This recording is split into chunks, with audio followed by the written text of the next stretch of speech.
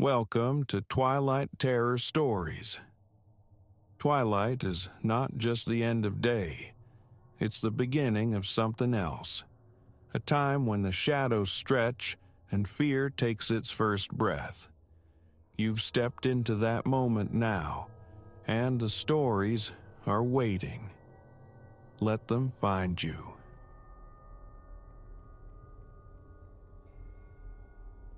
That room was a blind spot in Eliza's geography, a deliberate void she navigated around. In the 3 months I'd haunted her apartment before becoming a fixture myself, not once had her path strayed across its threshold. A silent bypass, as if the door were merely painted onto the wall. When the last of my boxes cluttered the hallway last week, my curiosity finally surfaced. "What's behind that one?" I'd asked. A shrug, a flick of her eyes away. "Storage," she'd mumbled, "but storage implies contents. This room held only absence." The first night unfurled without incident. The second mirrored the first. Then came the third, and my phone, tethered to a crucial work call, abruptly expired. Eliza slept the profound sleep of the unworried, a state I envied and dared not disturb by rummaging for my charger. An image surfaced. An electrical outlet glimpsed earlier that day, stark against a barren wall inside that room, seen while maneuvering a cumbersome box. The door yielded without a whisper of protest. A chill immediately clasped me, a palpable drop of 10 degrees from the relative warmth of the hall. My phone's dying flashlight beam swept across naked plaster, finding no furniture, only the solitary outlet on the far wall. The floorboards, veiled in a fine shroud of dust, bore a single anomalous feature. A meticulously clean circle etched into the grime, perhaps 3 feet in diameter, stark in its perfect geometry at the room's heart. I knelt, plugged the phone into the wall socket, laid it flat on the dusty wood. The charging icon flared to life.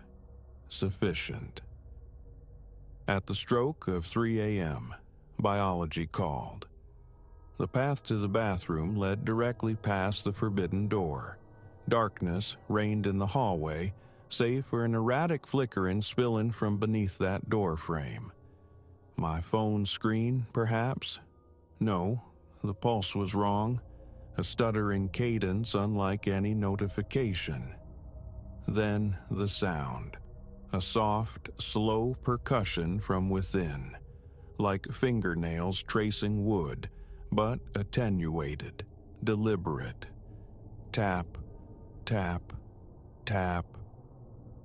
Barefoot in boxers, I stood anchored to the spot, the floorboards leaching warmth from my soles. The tapping ceased. A susurrus leaked through the gap under the door.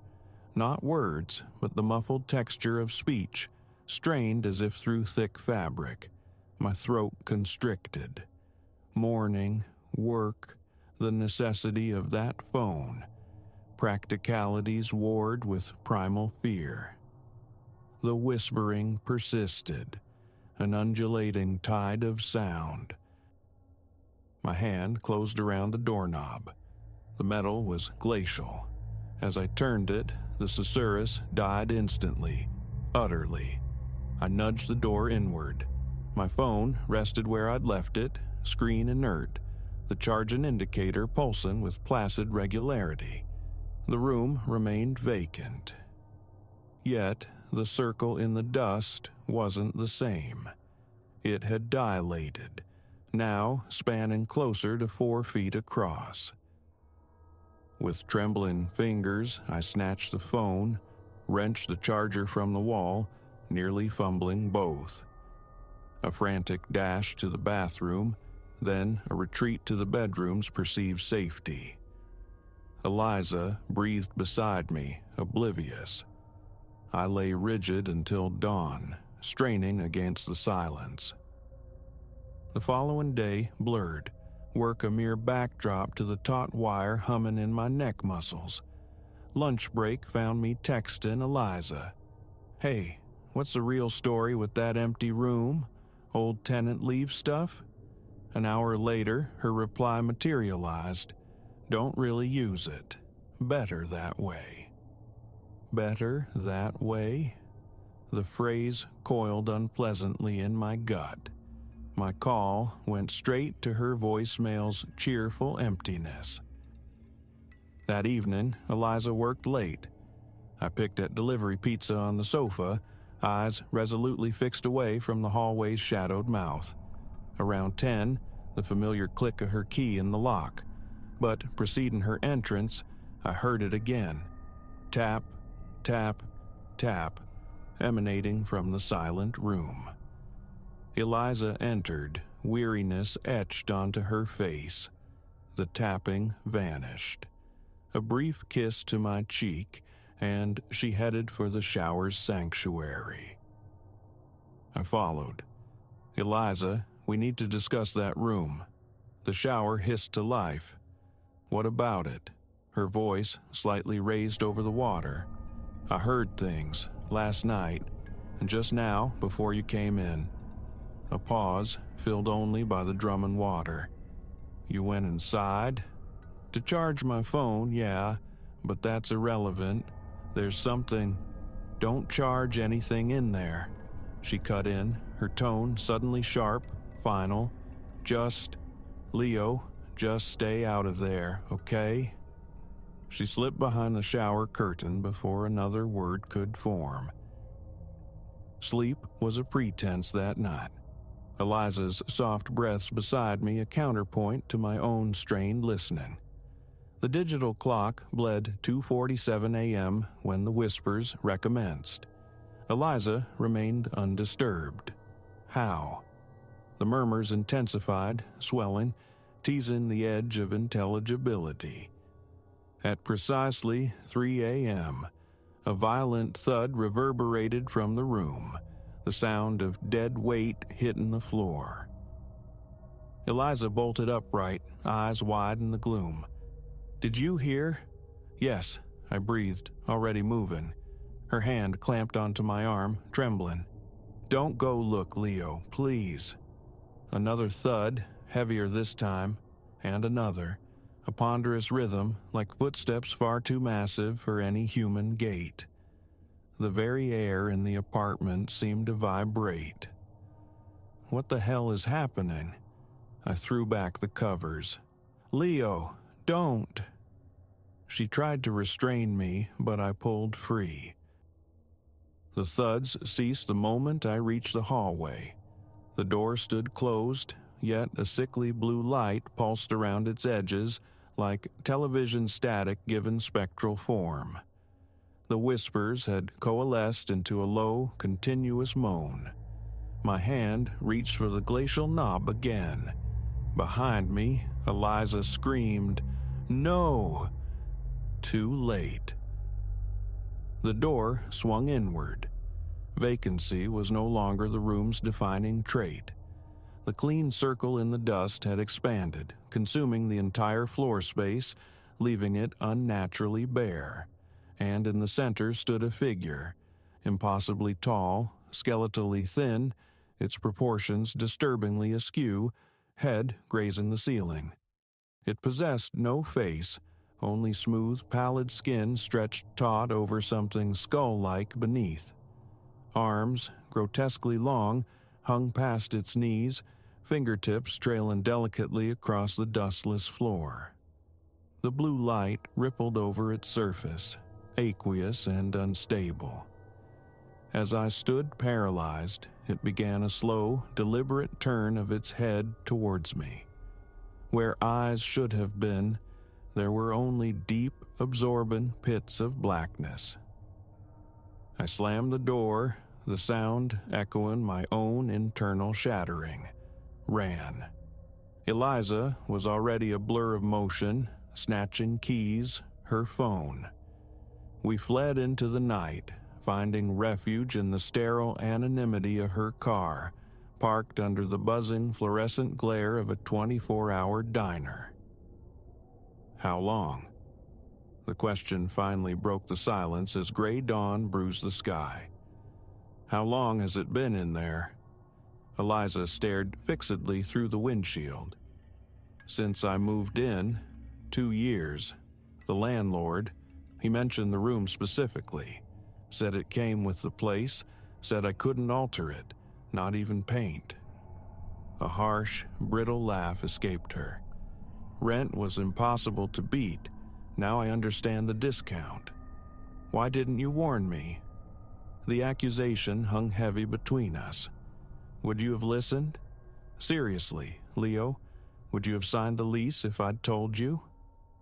Silence was my answer. We both knew. It never came out before, she continued, voice hushed. It stayed put until you brought electronics in, charging your phone.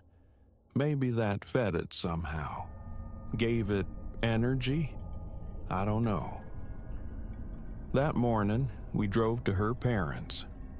Movers were summoned, instructed to pack everything except the contents, or lack thereof, of that one room.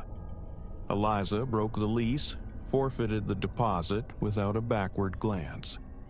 Our new apartment costs a small fortune, but every room serves a mundane, verifiable purpose. Yet, the silence isn't always silent. Sometimes, late at night, I hear it. Phantom reverberations. Tap, tap, tap. And my thoughts drift to that vacant room, to whoever occupies that apartment now, wondering if they've needed to charge a dying phone. Eliza refuses to speak of it. The old lease, the address, vanished. But last week, I saw her delete a text message from her former landlord, the sender ID blocked. Just 4 words lingered on the screen before she wiped them. The room misses you. I scrubbed my digital footprint, purged the moving company's records, incinerated old email accounts, switched phone providers. No loose ends, because occasionally, late at night, my phone screen will flicker with that familiar, unsettling blue luminescence. And in those moments I could swear the whispers return, growing louder, almost coalescing into meaning. But understanding is the last thing I want. Some doors are meant to remain shut, some rooms are meant to remain vacant. And some messages, regardless of their persistence, should never receive a reply. Last night, my new phone died, instantly. One moment, a full charge, the next, utter blackness. In the profound dark of our new bedroom, I heard it. Faint, distant, yet unmistakable. Tap, tap, tap. This morning, I threw the phone in a public bin miles away. Eliza didn't question the absence. She simply handed me a cheap plastic flip phone she'd acquired weeks prior, a relic. No GPS, no internet, no apps. Harder to track, she stated flatly. Harder for what to track? The question died on my lips. Deep down, the answer was already settling like cold dread. That room wasn't merely a room. It was a threshold. And whatever stepped through is still searching. Now I perform nightly rituals, checking closets, peering behind shower curtains, scanning beneath the bed. Logic insists it's paranoia, trauma echoing. But then the image surfaces. Those hollow sockets, the skin stretched like parchment over bone, those unnaturally long fingers brushing the floor. Eliza sleeps bathed in the glow of a nightlight. I don't fault her. Neither of us acknowledges the strange lacuna in our memories. The precise number of our old apartment. The street name itself blurred, indistinct. Only the room, the figure, The chilling blue light remained sharp, indelible. Sometimes 3:00 a.m. finds me rigid, awake, certain the whispers emanate from our new closet. But they fade, proven illusory, just the mind playing tricks in the dark. We're safe, I repeat the mantra. We moved far, cut ties, left no trail.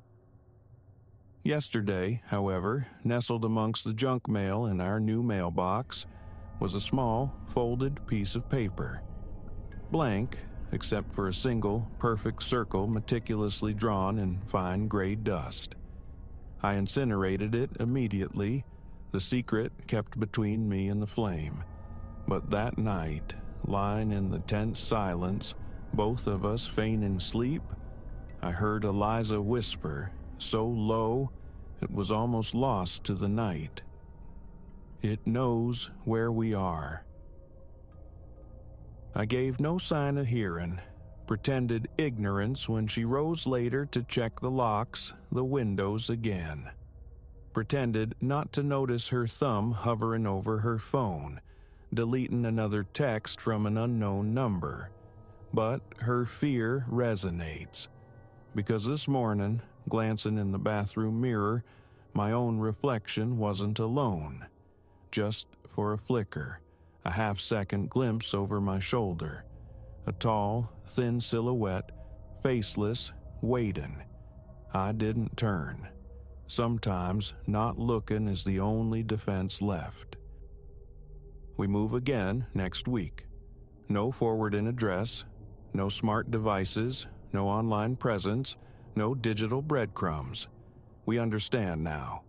In this hyper-connected world, certain disconnections are vital. Certain doors must remain locked, and certain rooms must remain empty. But late at night, when the house settles and the shadows stretch long and skeletal, I question if distance matters, if any place is truly beyond its reach. Because in that liminal space between wakefulness and sleep, I still hear it. Tap, tap, tap, and it sounds closer than before.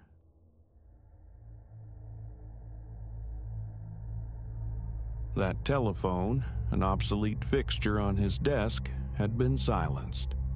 Elias remembered meticulously tracing each potential lifeline, disconnecting every filament he could locate before surrendering to the office couch. He'd even tested the rotary dial, confirming its frozen state. Yet, precisely as the digital clock on his monitor clicked over to 2 a.m., a strident, metallic clang erupted through the quietude of his workspace. Not a gentle chime, but a jarring summons ripped from some monochrome thriller. It jolted him from the shallow depths of exhaustion. He sat rigid in his chair, heart hammering a frantic tattoo against his ribs, eyes fixed across the room. There it sat, beneath the solitary, anemic glow of the desk lamp he always left burning. The phone. Inertia held him fast. He waited, prayed for the ringing to cease. It persisted. With legs that felt strangely disconnected, trembling faintly with each footfall, Elias traversed the room. A parched tightness constricted his throat. He realized he was holding his breath. Finally, lifting the heavy bakelite receiver, he was met with a wash of low static. A faulty line, perhaps? But then, beneath the electric fuzz, a sound coalesced. Breathing. Heavy, erratic, the strained inhalations of someone struggling for silence but failing. Elias waited, the frantic drum in his chest echoing the sound in his ear. Seconds stretched taut. A prickling sensation crawled over his scalp just before he heard it. His name, Elias, whispered faintly, as if forced through a constricted passage. "Hello?" he managed, his voice a dry rasp. The line clicked, dissolving into silence. He replaced the receiver, the click unnaturally loud, and backed away, rubbing his arms against a sudden, inexplicable chill. Rationality scrambled for purchase. A crossed wire, a bizarre telemarketer, a misdial from the ether. Yet the explanation crumbled against the stark reality. The phone possessed no tether to the wall jack. Had he missed something? He turned the heavy device, scrutinizing its base, searching for a hidden cord, a clandestine power source. Nothing. Just the thick, coiled umbilicus connecting handset to base. No external artery. He stood there, examining every angle of the inert object, a knot tightening in his gut, the acrid taste of bile rising. Discard it? Hide it away in a closet? Fatigue won out. He'd unravel this absurdity in the daylight.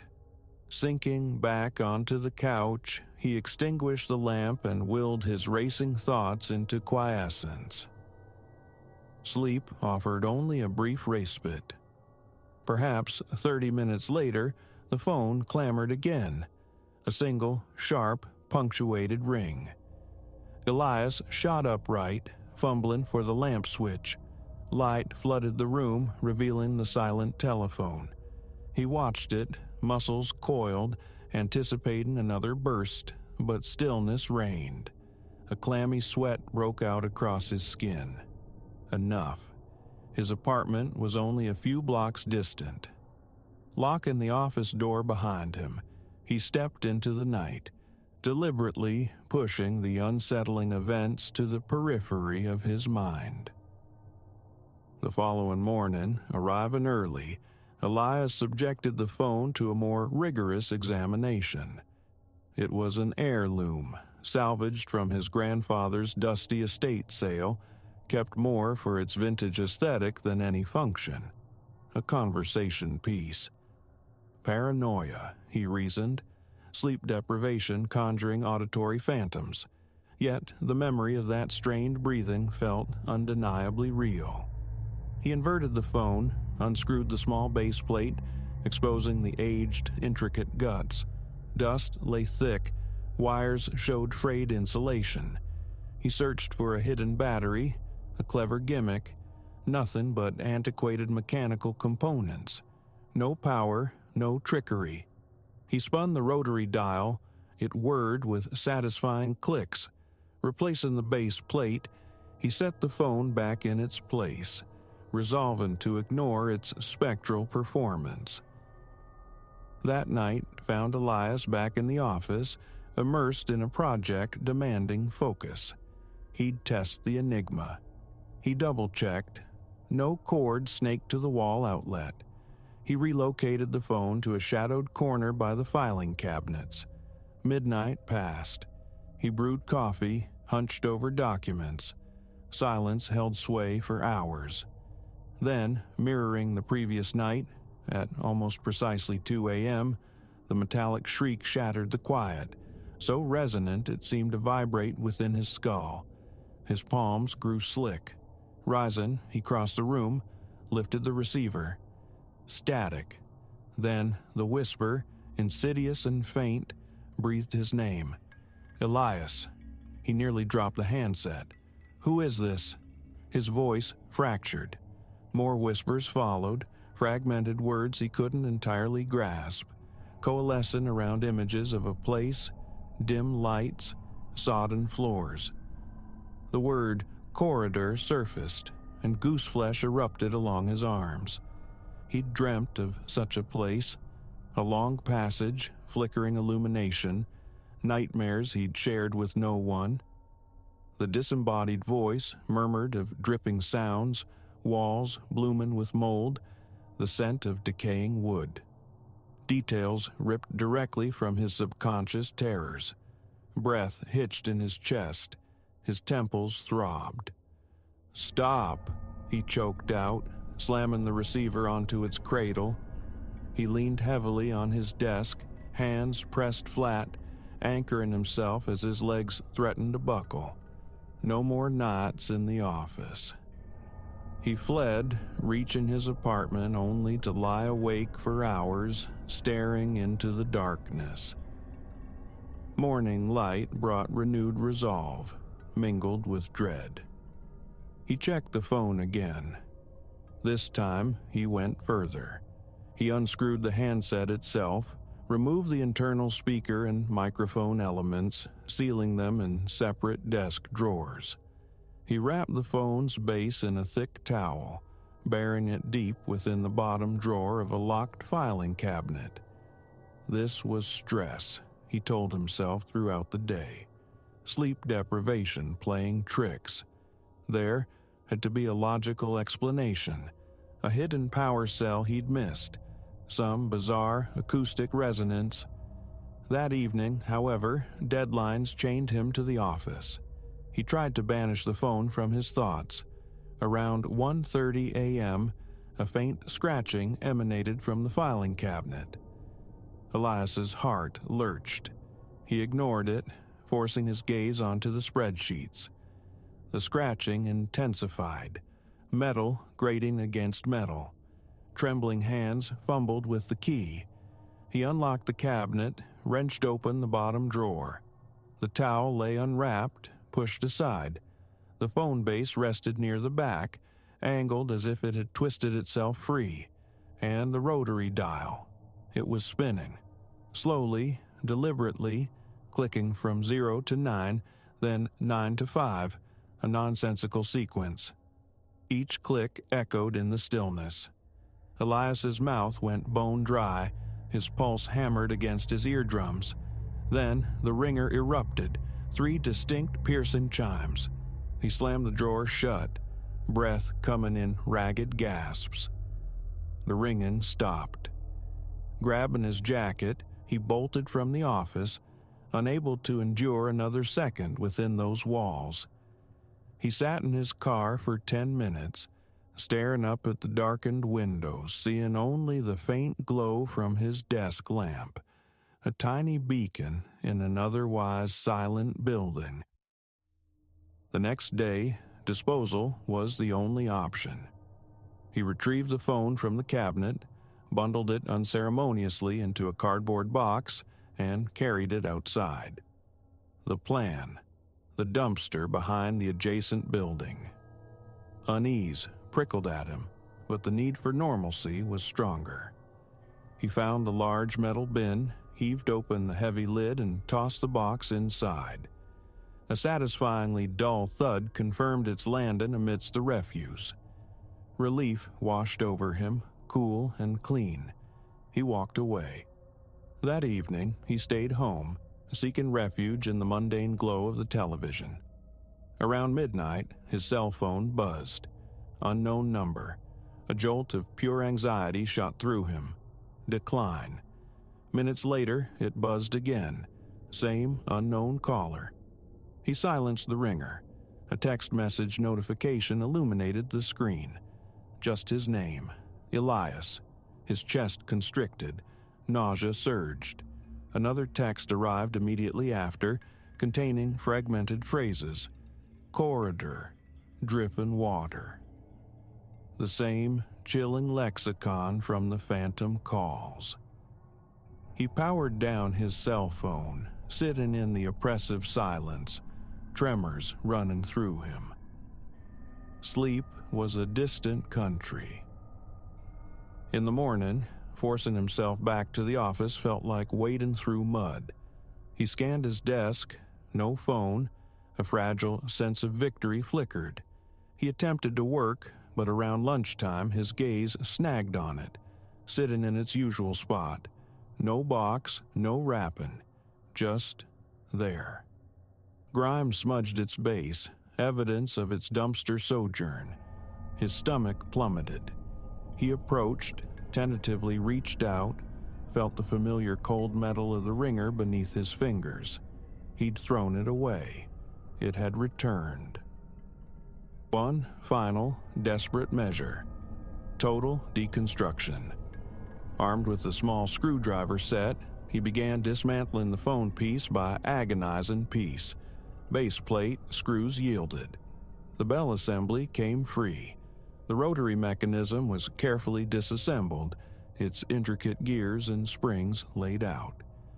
He separated every component, arranging them meticulously on a cloth spread across his desk. Just rusty, mundane parts, nothing overtly sinister.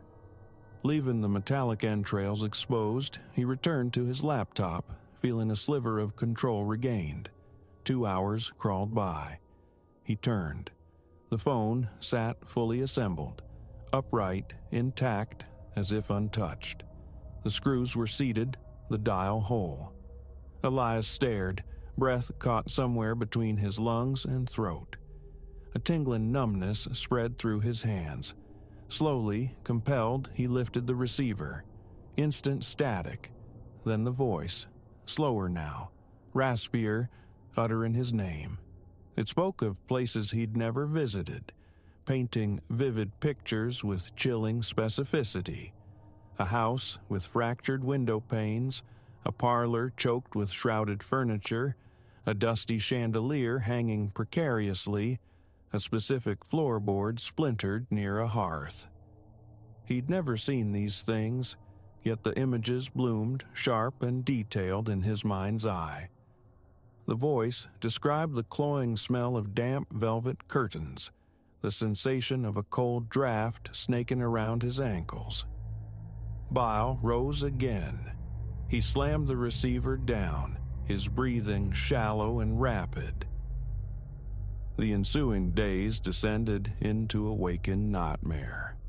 The phone rang at unpredictable intervals.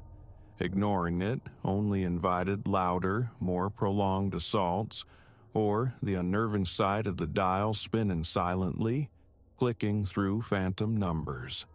Answering brought either ear-splitting static or the quiet whispers, now delving deeper, excavating buried fears.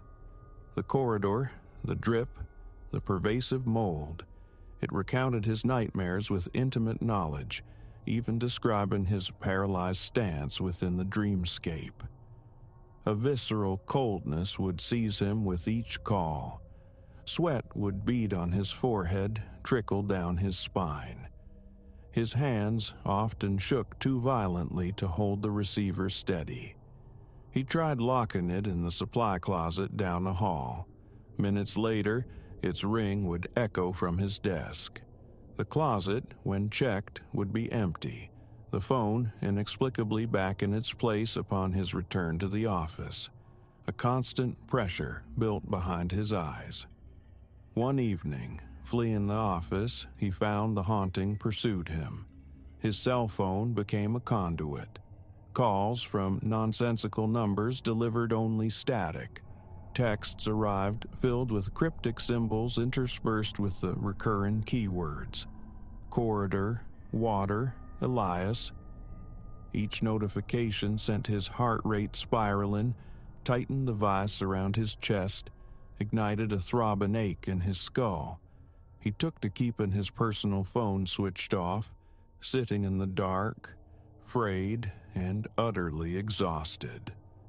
How could he explain this? There's an antique phone, unplugged, possessed, reciting my nightmares. The words sounded like madness even in his own head. Subtle shifts began to alter the office environment. The air around the desk felt perpetually colder. The fluorescent lights overhead developed an intermittent flicker. Faint, clicking sounds punctuated the late-night silence. Sometimes the phone would emit a single, abrupt ring, followed by the distinct impression of footsteps receding down the empty hallway. He'd investigate, heart pounding. Nothing. His nerves frayed to breaking point. He grew jumpy, his speech hesitant. Colleagues remarked on his pallor. He mumbled excuses about workload. Every night, the 2 a.m. ritual continued. Static, the whisper of his name. Then a new fragment, a new detail of some unseen, ominous place. A peculiar window arch, a shadowed alcove, a stain on a ceiling. Each description felt terrifyingly real, evoking phantom smells and temperatures. Glimpses, he felt certain, of somewhere he was never meant to perceive. A second attempt at dismantling proved futile. It reassembled itself with mocking speed. Burying it under files was useless. Its ring pierced through the paper barrier. He drove it across town, abandoned it in a grimy alleyway. Upon returning to the office, it sat on his desk, bearing fresh streaks of alley filth. Eating became difficult, his throat perpetually tight. He spent hours simply watching the phone, waiting, anticipating. The dial would sometimes spin with soft, insidious clicks that made his skin crawl. A soft ding from the bell, a pregnant pause. He caught himself whispering, "Stop," even to the silent object. A chilling realization began to dawn. The calls were merely a prelude. The voice on the line started sounding closer, less distant. Picking up the receiver, the breathing felt immediate, intimate, as if whispered directly beside his ear. He sometimes felt a faint disturbance in the air, a phantom breeze against his cheek, the unnerving sensation of presence just behind him. He spun around countless times, finding only empty air. The breaking point arrived just before the usual hour. 1:59 a.m., his computer clock confirmed. The phone rang. He lifted the receiver. "I don't need this line anymore," the voice rasped. Elias froze. His fingers clenched the bakelite. Cold sweat erupted on his brow. His heart hammered violently. The voice repeated its message, adding that it was nearly ready to speak without the device. His hand trembled so severely he could barely return the receiver to its cradle. Vertigo threatened to overwhelm him. He fought to regulate his breathing. Now, Elias sits in the deepening silence of his office. It's late. The phone remains quiet, yet his gaze snaps towards it constantly. The tightness in his chest is a physical weight. His head pounds relentlessly. Concentration is impossible. The overhead lights flicker. Every creak of the building, every distant siren makes him jump. That final message echoes. No longer needs the phone. It implied imminence, a different form of contact. He fears closing his eyes, terrified he'll hear the whisper directly in his ear. Feel unseen fingers brush his neck, sense a figure standing in the shadows by the window. He can't go home. He can't stay here. Trapped. Every buzz of his silenced cell phone sends a jolt through him. Every tiny click from the antique on his desk triggers a fresh wave of cold sweat. He waits, eyes locked on the rotary dial. It's 1 minute shy of 2. His hands tremble above the keyboard. The phone is utterly still. He braces himself, not just for the ring, but for something worse. A voice materializing from the room's corners, a whisper at his shoulder, footsteps drawing near. There's nothing left to do. No way to stop it. He knows with sickening certainty that any second now, the phone might remain silent forever. He might hear the voice from beside him, from behind him, breathing its chilling pronouncements directly into his soul. And there will be no receiver to slam down, no wires to cut, no escape. He just waits for it to speak again, untethered, and his heart races, knowing that moment is poised to break upon him at any instant.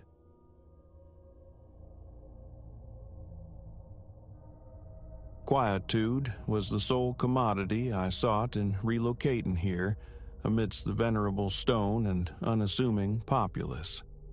Strange sounds were never part of the bargain, yet barely a week acclimated, midnight delivered it. a low, sibilant whistle, unnervingly close to my window pane. I bolted upright, peering into the cleft of the alleyway. Nothing stirred save the aged masonry and the solitary street lamp sputtering against the humid dark. A drunkard, perhaps. A late passerby. Such rationalizations frayed as the whistle returned the next night and the one following. It lacked randomness. A deliberate, measured quality resonated, tightening a knot beneath my sternum. At my desk job, the sound infiltrated my thoughts, my pencil tapping a nervous rhythm as I questioned my own senses. I am, by nature and profession, unremarkable. Leo Thorne, navigating columns of figures in a modest accounting firm nestled in this city's ancient heart. The work sustains, it doesn't ignite. My flat occupies a floor above one of those serpentine lanes the city forgets after dusk. Here, the buildings lean in, close enough to graze opposite walls with outstretched arms. Nightfall smothers the air, rendering it thick and chill irrespective of the season. A defunct heater necessitates a permanent garrison of blankets on my sofa, an inconvenience absorbed into routine. Homeward passage, typically around 10 or 11, involves threading through a network of these narrow capillaries, a quicker route than the main thoroughfares. Illumination is sparse, offered by archaic fixtures bolted to stone facades, half of them extinguished. Each footfall fractured the quiet, a sharp report that advertised my solitude, leaving me feeling starkly exposed. Roughly 2 weeks after the whistle's debut, the sensation of being observed began. Halfway down some shadowed defile, a prickling awareness would crawl up my spine, my pulse hammering a frantic cadence. I'd whirl, confronting only familiar emptiness, constricting walls, perhaps a feline silhouette slinking near refuse bins, or the scurry of a rat. Never a person. Once I attempted stealth, sliding my soles across the cobbles, straining to catch another's movement. Futile. Only the distant, rhythmic drip from a neglected downspout answered. The profound silence that followed felt taut, almost more menacing than any sound. I mentioned it to Marcus at the office. He offered a shrug, dismissing it as the city's eccentricities. Old stones, peculiar corners, likely my own nerves playing tricks. The notion of fearing my own neighborhood chafed, so one evening I deviated. I skirted the blackest passages, opting for a wider, better lit street, adding 15 minutes to my commute. That night, it found me still. Faint initially, the whistle drifted on the breeze, insinuating itself, raising the hairs on my neck. I halted. The sound persisted, seeming to circle, ricocheting off facades, drawing closer in my stillness. The sheer unnerving intimacy of it, that single, low pitch tracing the same few notes, defied explanation. A glance over my shoulder yielded nothing. No shadow huddled near the corner, no lurking form. I forced my legs onward, fumbling the key into my lock with trembling hands upon reaching my building. Sleep offered no refuge. My mind raced, conjuring specters. An old vagrant, swathed in rags, leaning on a cane, whistling from the periphery of vision. Then, a figure cloaked in shadow, stalking the lanes with obscure intent. Melodramatic fantasies, perhaps, yet the whistle possessed an undeniable reality my body registered viscerally. The bed felt glacial. I repeatedly scanned the alley below my window, certain I heard faint footfalls around 3 a.m., though drowsiness might have woven them from silence. Morning found me hollowed, dark crescents etched beneath my eyes.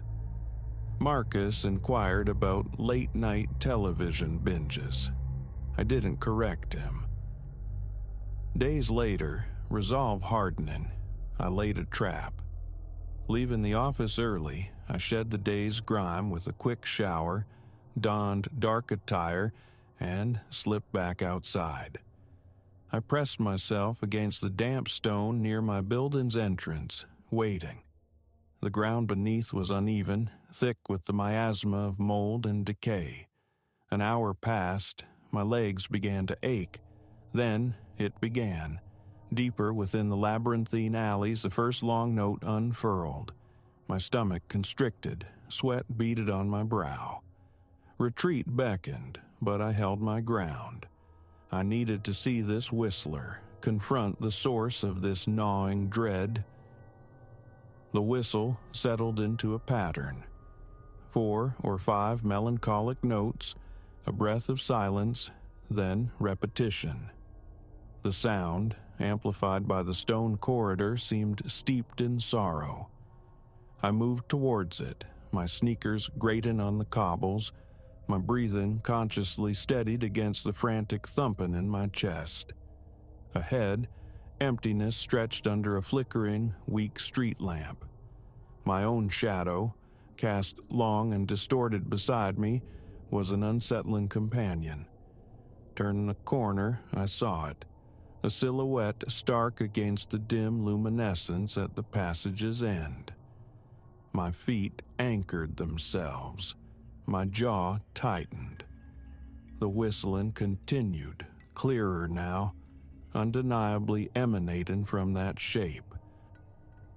"Hey!" The shout tore from my throat, echoing harshly. The silhouette seemed to flinch, to shift. I advanced. The whistling ceased abruptly. A scuffling sound followed like a dragging foot. I broke into a run. Reaching the spot, I found only absence. My heart hammered. Breath came in ragged gasps. The alley fractured into 2 narrower, darker paths. I listened intently. Silence. Only a stray breeze nudged a scrap of paper across the stones. I retrieved it absently. A faded, torn flyer for some forgotten local fate. No answers here. I lingered, swallowing against the dryness in my throat, before turning back towards my flat, more bewildered than ever. That night, the image of the silhouette replayed incessantly. Roughly my height, clad in dark outerwear, yet something in its stance felt deliberate, poised, as if it had intended to be seen. I thrashed in bed before finally rising, brewing acrid instant coffee, and staring down into the vacant alley. Pulling the window shut offered little comfort. The following day at work was a blur of fatigue. My supervisor reprimanded me for a clumsy error on a simple spreadsheet. Humiliation prickled. My nerves felt shredded, concentration elusive, my thoughts perpetually snagged on that haunting whistle. A week bled by in this state. Each night brought the sound, sometimes distant, other times chillingly proximate. Once it seemed to originate directly beneath my window. I rushed to look, but the space below was deserted. Frustration festered. Informing my landlord or the constabulary felt futile. Complaining about nocturnal whistling, they'd dismiss it instantly. I attempted recording it on my phone, but each time the red light blinked on, the sound would fade or cease entirely, leaving me with useless archives of ambient noise. Finally, a Friday evening arrived, and with it, a decision for a more systematic search. Home, a quick change into practical shoes, flashlight gripped tight, I plunged back into the warren of passages behind my building. The night air bit. my free hand burrowed into a pocket. The flashlight's beam was feeble, yet preferable to utter darkness. I navigated each turn, stepping over puddles and refuse, pausing every few minutes to listen, ears straining for the whistle's prelude. After perhaps half an hour, it came, seeming to emanate from an alley bordering a deserted courtyard. I advanced cautiously, pulse throbbing in my temples. I emerged into a small square enclosed by high stone walls. A single lamp in the corner cast a meager, flickering light upon a battered wooden bench. The whistle was stronger here, its source tantalizingly close. My footfalls crunched on scattered gravel near the bench. Then, soft steps whispered behind me.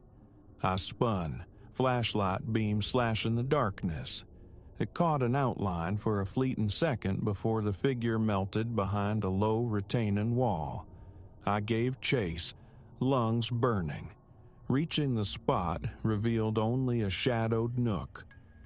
I swept the ground with the light, just gritty paving and a scattering of fallen leaves. No prints. I stood, heart racing, listening. The whistle had evaporated once more. A profound chill traced my spine. I extinguished the flashlight, plunging myself into darkness, hoping my eyes might adjust, might detect some residual movement. I waited, my own breathing unnervingly loud in the stillness. The scent of damp stone and ancient moss filled my nostrils. My fingers felt slick around the flashlight's casing. After a minute or two of profound silence, I flicked the light back on and slowly retraced my path. Nothing. Back in my apartment, nearing 2 a.m., I collapsed onto the sofa, every muscle taut, attempting to soothe the jangled remnants of my nerves. Morning brought a stiff neck and the heavy weight of exhaustion. Over strong coffee at my small table, I replayed the night's events. Weariness settled deep. This city, I knew, harbored secrets. Hidden tunnels, sealed rooms, derelict houses whispered about in local lore, tales of ghosts and buried fortunes I'd always disregarded. Now, I was enmeshed in a mystery not of my seeking. The persistent whistle, the fleeting silhouette, the unnerving sense of being watched. It felt intensely personal. For several days, I attempted defiance through denial.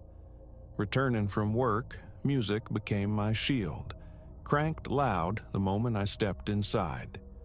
Occasionally, faint notes seemed to pierce the sound barrier, but I dismissed them as auditory phantoms. Stress gnawed at my stomach. Colleagues noted my pallor. I mumbled excuses about poor sleep. They suggested a weekend escape, but leaving felt impossible. Some part of me was tethered here, needing resolution. The feeling of powerlessness was intolerable. One evening, walking the final stretch of alley towards my door, the whistle returned. Gentler this time, less insistent, yet my entire being seized. I turned the key, entered, but left the door slightly ajar, listening from the threshold. A quiet scrape sounded on the pavement outside. Heart pounding, I stepped back out, scanning the lane. The old street lamp hummed, a moth battering itself against the glass. Then, near a corner, perhaps 30 feet distant, a faint shape resolved itself. I took tentative steps forward. The shape moved, definitely human, dark-clad. The whistle recommenced. My mouth went dry, my hands trembled. Shout, run, confront. Stop messing around. The words cracked, thin in the damp air. The figure moved towards me. For a sliver of a second, under the inadequate light, I thought I glimpsed a face. Male, certainly. He paused, seemed to regard me, then turned deliberately away. He walked down the alley without a backward glance, the whistle trailing like a fading echo. I stood, frozen, before adrenaline surged, propelling me after him. Heart slamming against my ribs, I rounded the corner just in time to see him vanish into another tenebrous passage.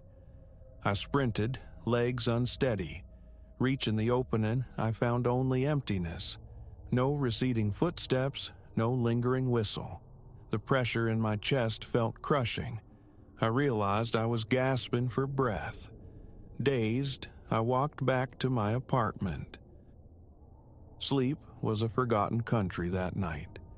I sat sentinel by the window, attuned to the night. Intermittently, fragments of the whistle drifted up, reminders of his presence.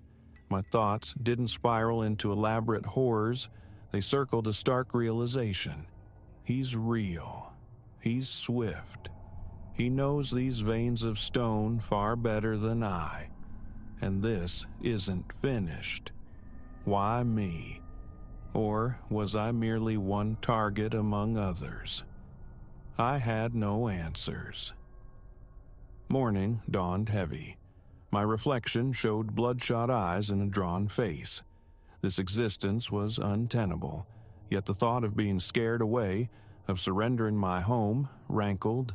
This city, ancient and confining, was mine now. No better prospects waited. So, a decision solidified. I will continue searching. I will wait in the alleys again. I will strain for that whistle. I will face him, demand an explanation. How this concludes, I cannot know, but hiding is no longer an option. I feel it intrinsically. That whistle is woven into the fabric of this place, tied to these old stones, these winding paths. There's a story here, a secret, and I intend to unearth it. Until then, eyes open, feet steady, nerves braced. Should he reveal himself again, I will not flee. The time for running is over, and if he chooses to corner me, I will stand my ground. I am weary of living in the shadows this city casts. I may be solitary against whatever haunts these narrow ways, but I'm no longer retreating.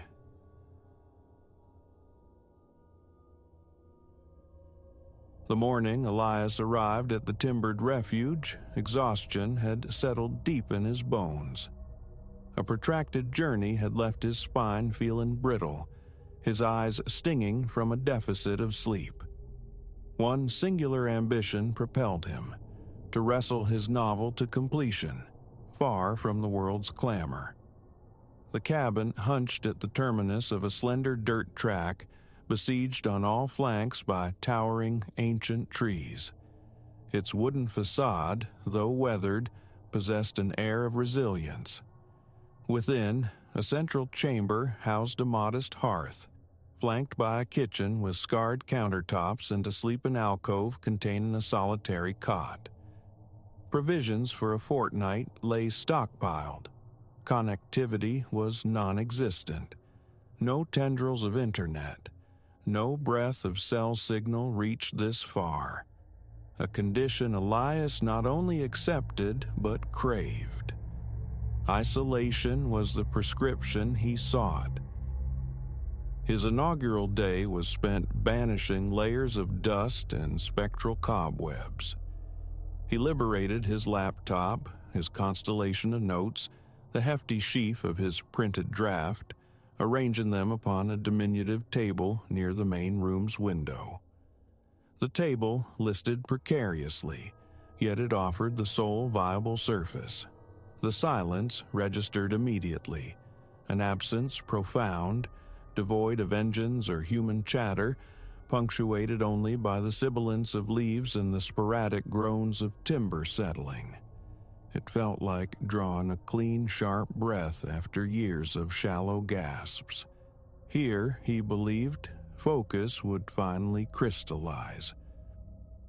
That first evening found him anchored to the unsteady table for hours, meticulously dissecting a pivotal scene.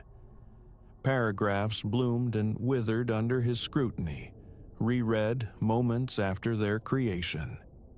The only accompaniment was the rasp of his pen migrating across paper, the rhythm of his own respiration.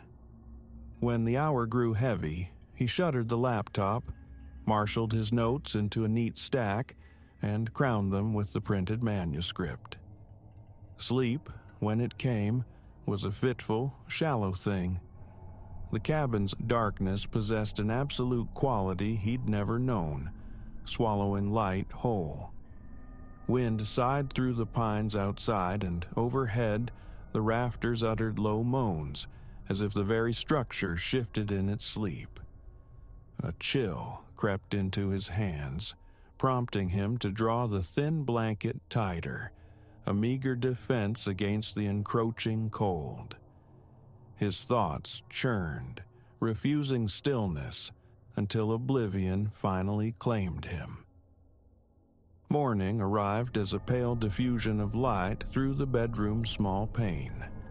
A dull ache throbbed behind Elias's temples, but hunger gnawed sharper, rousing him. Floorboards cried out beneath his weight. After conjuring coffee and toast, he returned to the table, intending to appraise the previous night's labor. The printed pages rested precisely as he recalled leaving them, yet as his eyes scanned the uppermost sheet, a dissonance emerged.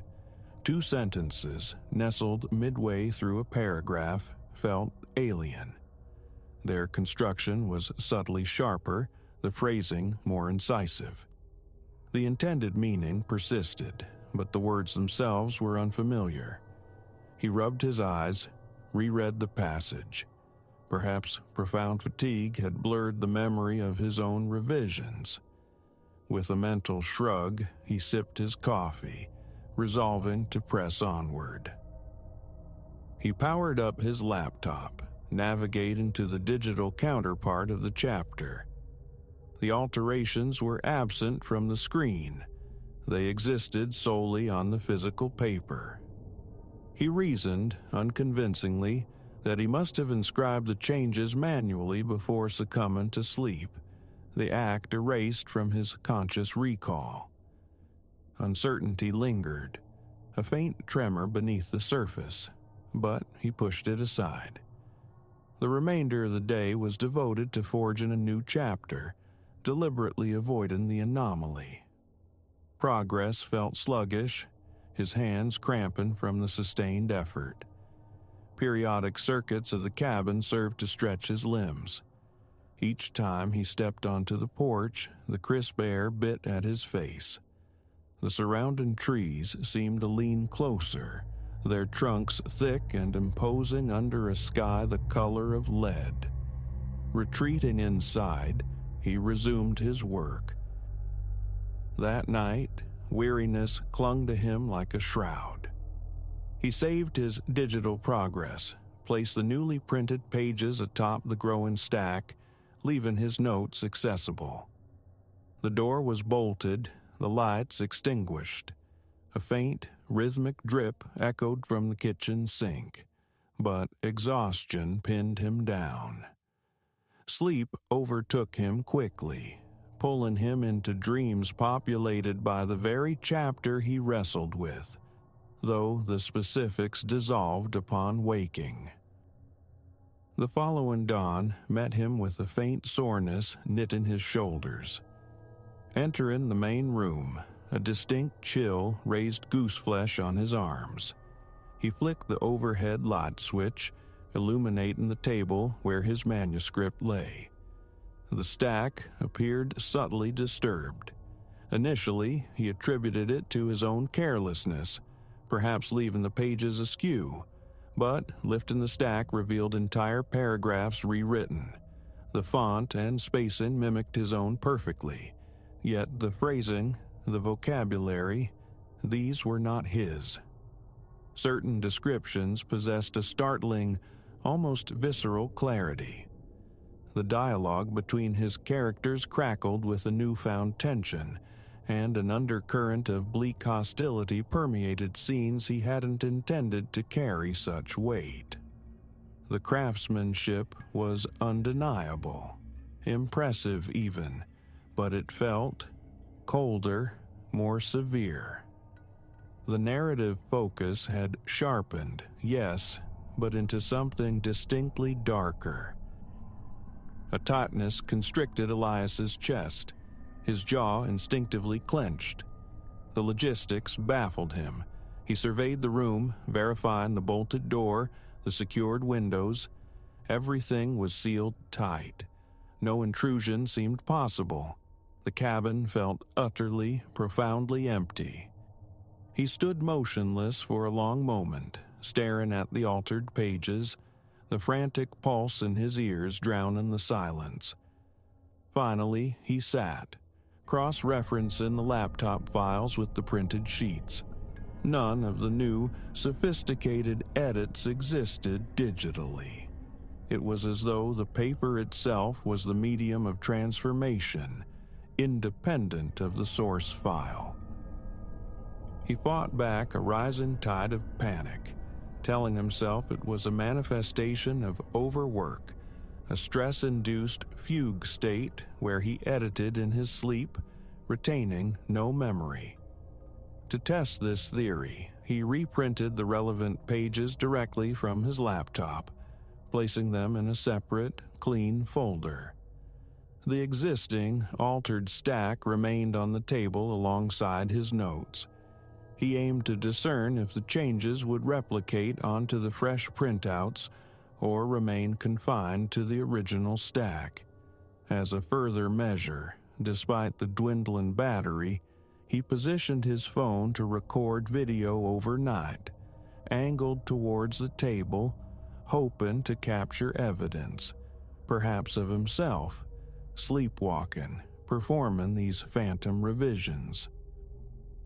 That evening, canned soup simmered on the small stove, its blandness a mere necessity for sustenance. The temperature had plummeted. His breath plumed visibly in the cabin air.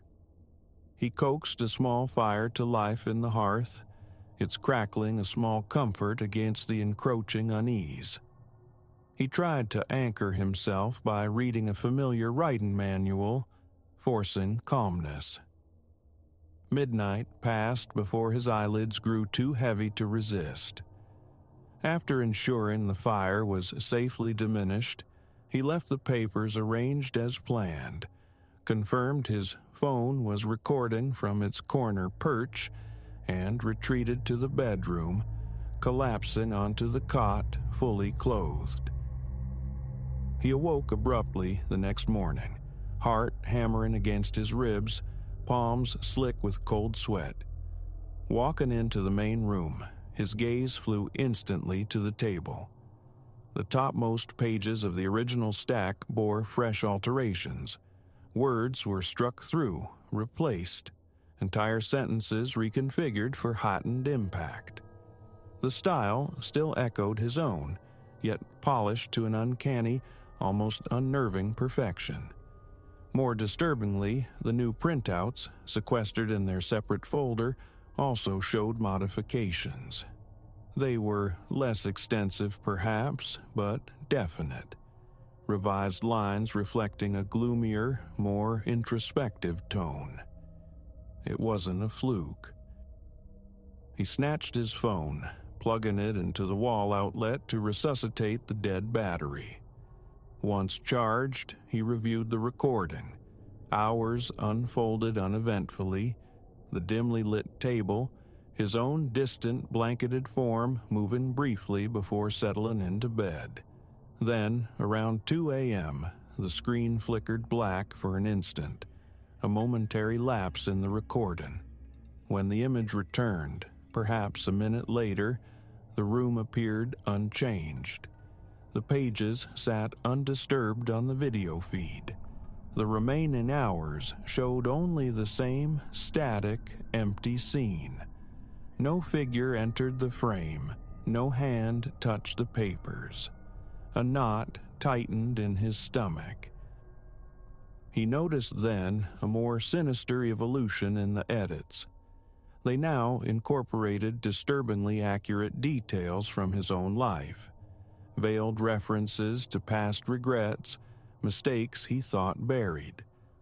The narrative was subtly twisted into a commentary on his personal history, growing more invasive with each iteration. Reading these lines caused a physical reaction. His chest constricted. His throat felt parched. The writing was undeniably potent, but its intimacy felt violating. Logic warred with rising fear. Perhaps these were old memories surfacing, his subconscious bleeding onto the page. He resolved to invert his schedule, sleep during the day, work through the night. If the phenomenon was nocturnal, he would be awake to witness it. The first attempt proved futile. Curtains drawn against the daylight, blanket pulled over his head. His mind refused rest, circling endlessly. After hours of strained pseudo-sleep, he rose, feeling leaden despite the lack of true repose.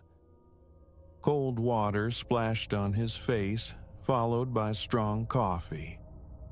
He forced himself to write from late afternoon until the first hint of dawn stained the eastern sky. Around 3 a.m., a wave of dizziness washed over him. His eyes burned, a familiar tension seizing his neck. He stepped onto the porch, seeking the bracing night air. The sky above was a star-pricked void, moonless and vast. Branches swayed with unseen currents. The cabin seemed to shrink into the immense darkness, its isolation palpable. After a few minutes absorbing the chill, he returned inside, resuming his vigil at the keyboard.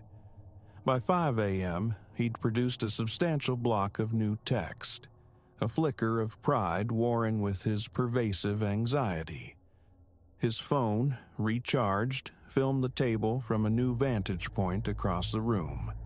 He remained present, sipping coffee, reviewing his freshly printed pages.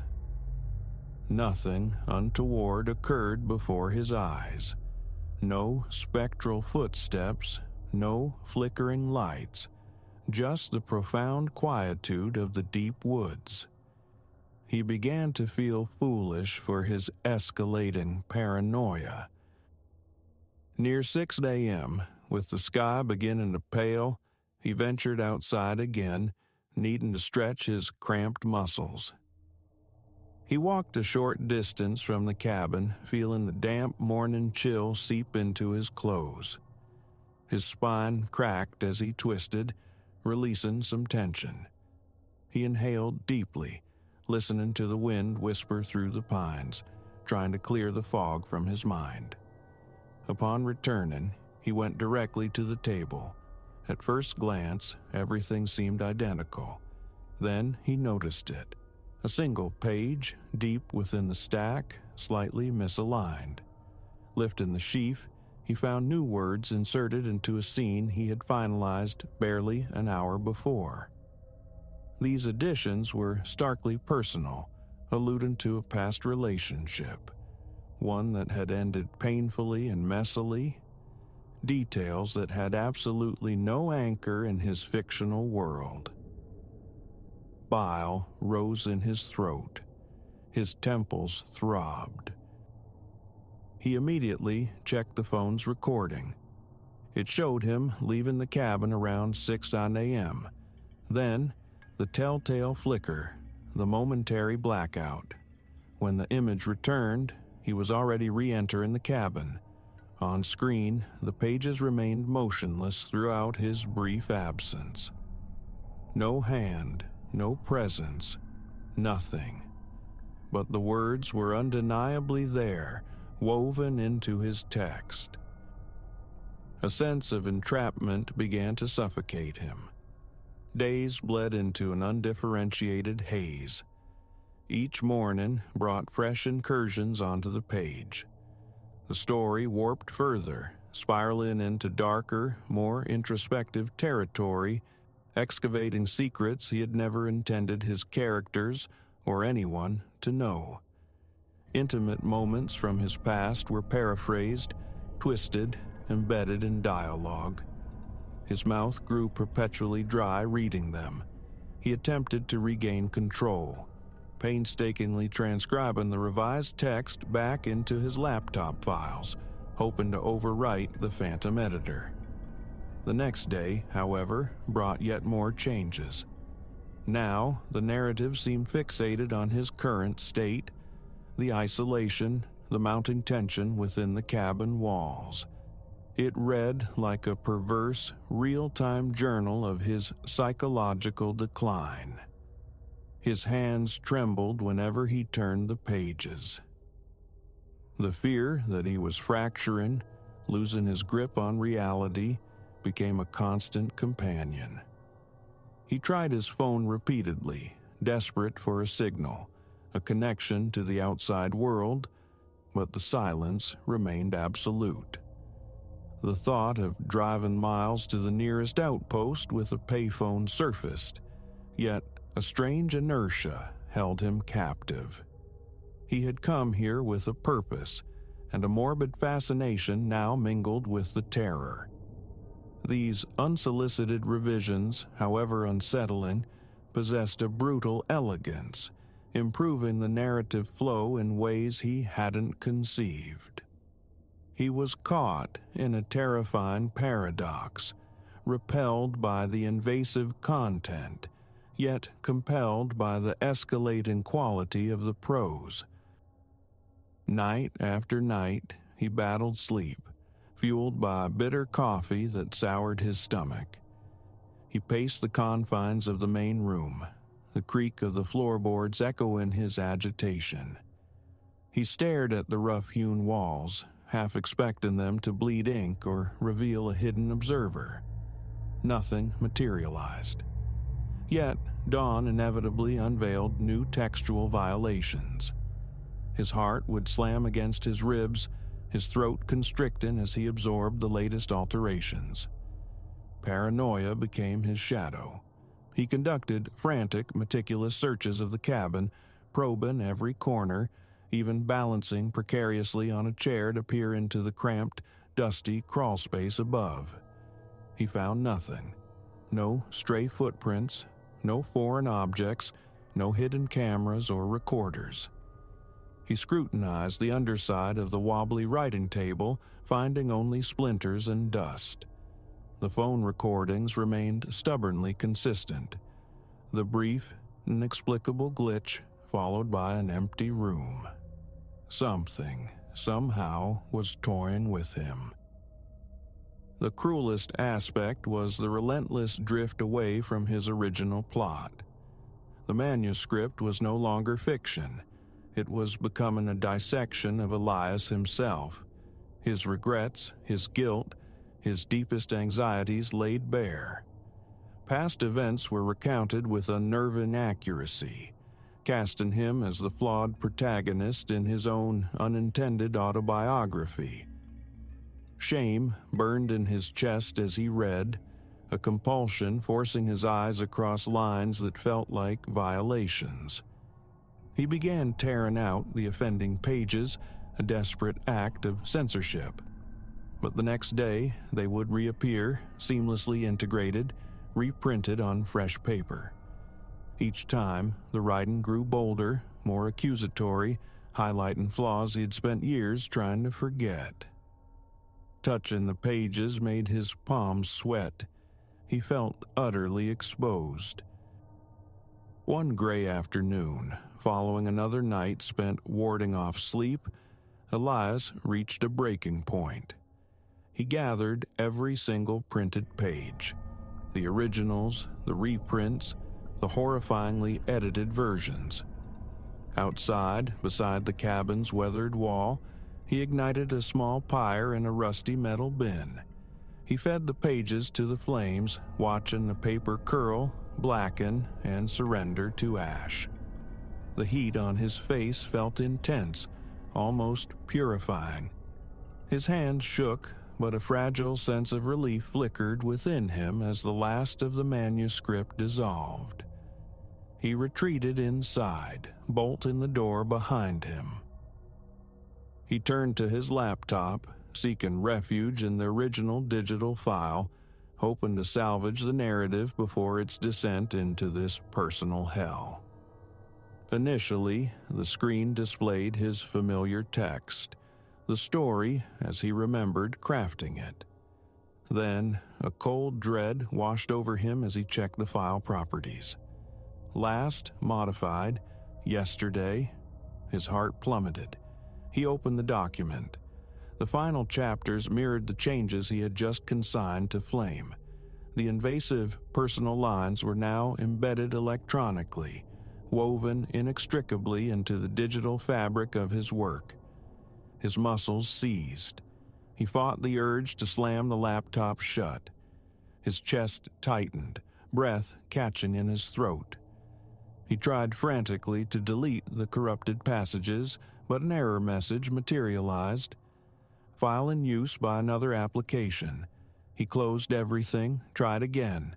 Same result. In desperation, he initiated a restart. The screen went black and stayed black.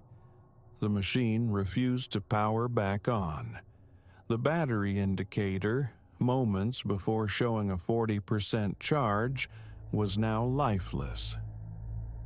Elias stared at the dead screen, his own reflection faint on the dark glass. His hands trembled uncontrollably. He drew several ragged breaths, his gaze sweeping the darkening cabin. Sunset bled through the window, casting long, distorted shadows.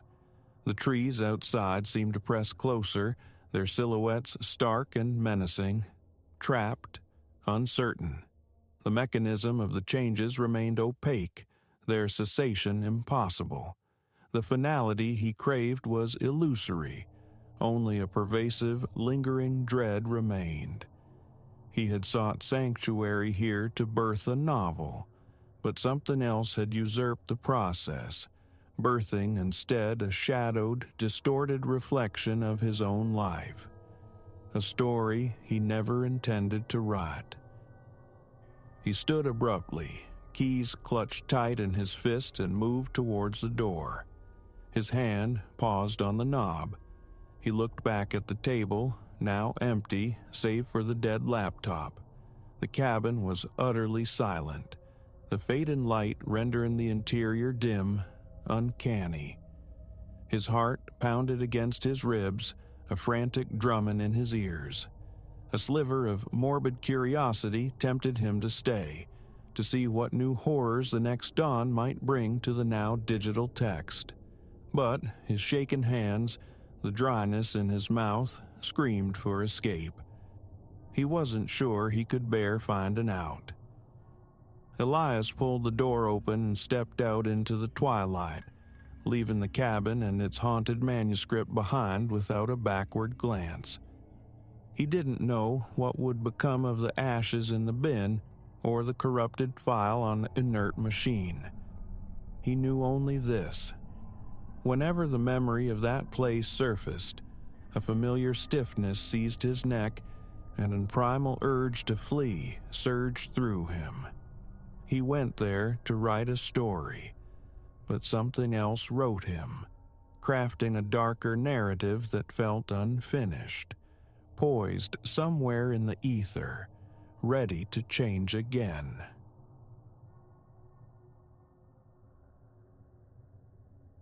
The exact instant persists in memory.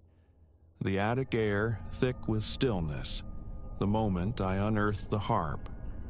I'd been navigating a labyrinth of forgotten things, seeking the skeletal remains of a chair I meant to mend.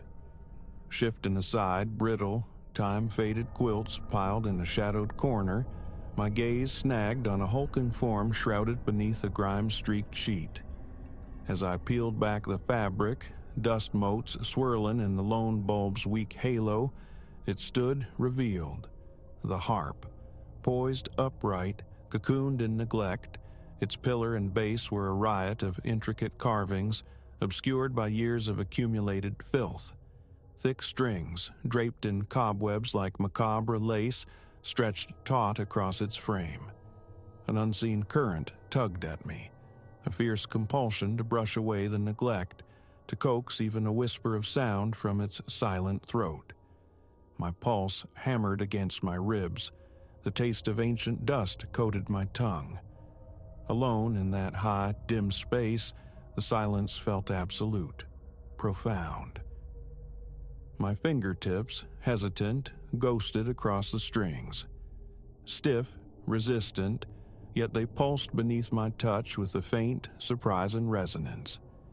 That vibration lingered, an electric hum that traveled up my arm, settling deep within my bones long after my hand had withdrawn. A strange tingling persisted in my palms. With a grunt, wrestling its unexpected weight, I dragged the instrument toward the center of the floorboards, narrowly avoiding collision with the precarious listing desk. The aged wood groaned under the strain. The harp felt leaden, rooted, demanding a strength that taxed my back. Dust billowed, catching in my throat, triggering a sudden sneeze. I tried shallow breaths, futile against the airborne history of the place. Maneuvering it near a dormer window, I wrestled open the stiff shutters, inviting a spear of afternoon light. Sunlight, unforgiving, illuminated every scar, every worn patch on the golden wood, testament to its age, its abandonment. Yet, even marred and forsaken, it radiated an aura of bygone expense, a forgotten elegance. Later, as twilight bled into evening, I guided the harp down the narrow stairs, drawn to examine it under the kinder glow of the living room lamp. Setting it near the cold hearth, I perched on a low stool, curiosity overriding my ignorance. Could any music still reside within? My fingers, clumsy and uncertain, plucked at the strings haphazardly. Muted, discordant thuds answered, a chorus of neglect. I possessed no knowledge of harps, only the faintest muscle memory from childhood piano lessons. Still, I persisted, worrying the strings until numbness crept into my fingertips. Outside, the world hushed. Inside, the house settled into nocturnal quiet. A profound weariness settled upon me, my eyelids heavy anchors.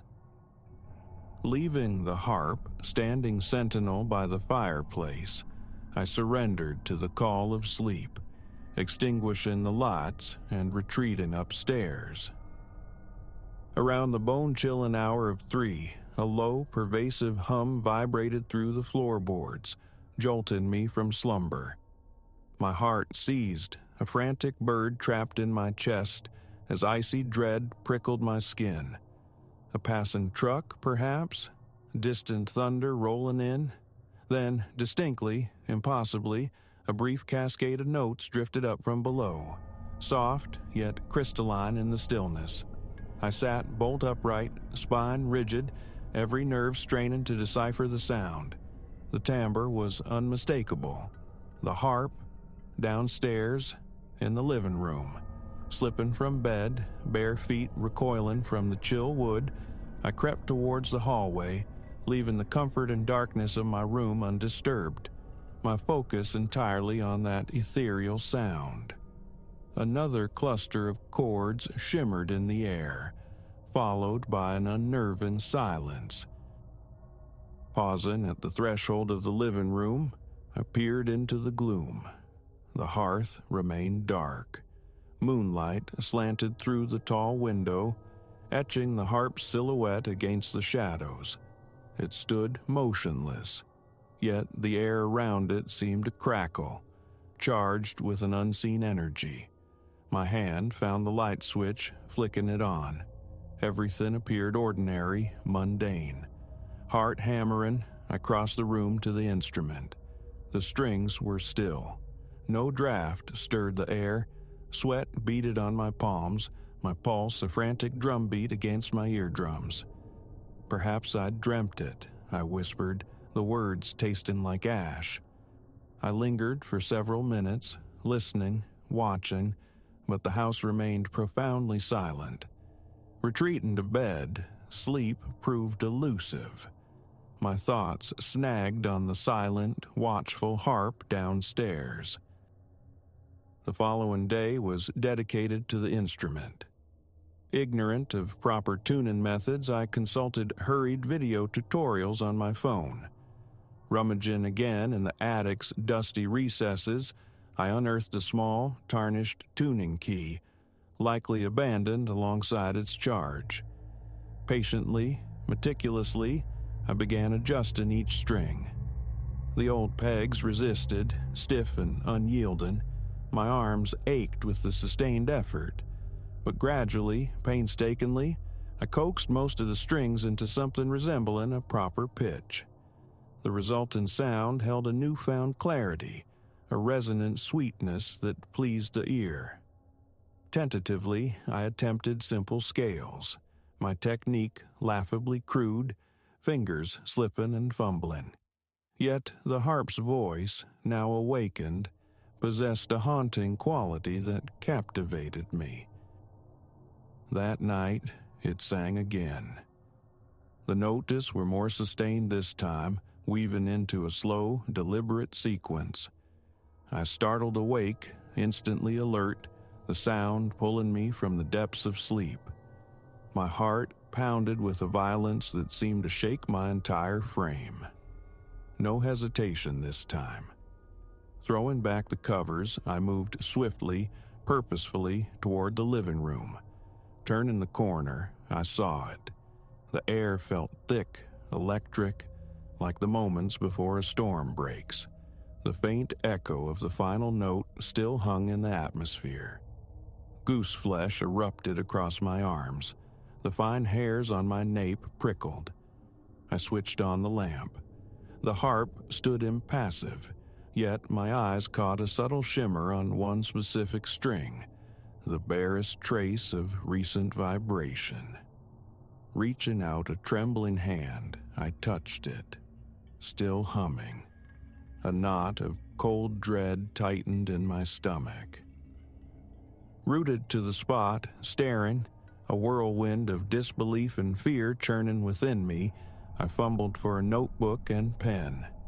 Driven by an instinct I didn't understand, I began transcribing the remembered notes, attempting to capture the phantom melody, matching tones against a piano app on my phone. My hand shook uncontrollably. A compulsion gripped me to record, to document, perhaps to somehow comprehend this impossible phenomenon.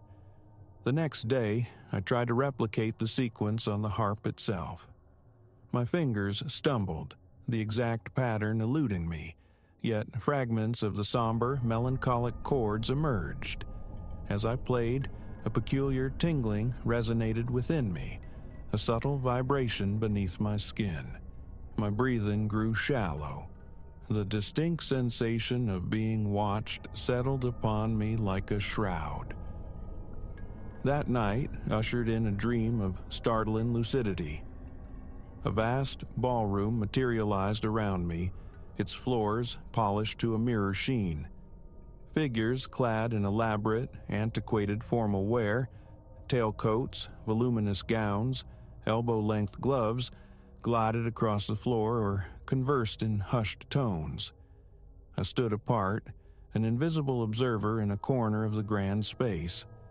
Harp music, ethereal and resonant, filled the air, though its source remained unseen. When I finally awoke, slick with sweat, sheets twisted into ropes around my legs. My heart raced as if I'd been running. Gulping water, I tried to banish the vivid images, but the ballroom lingered, imprinted on my mind.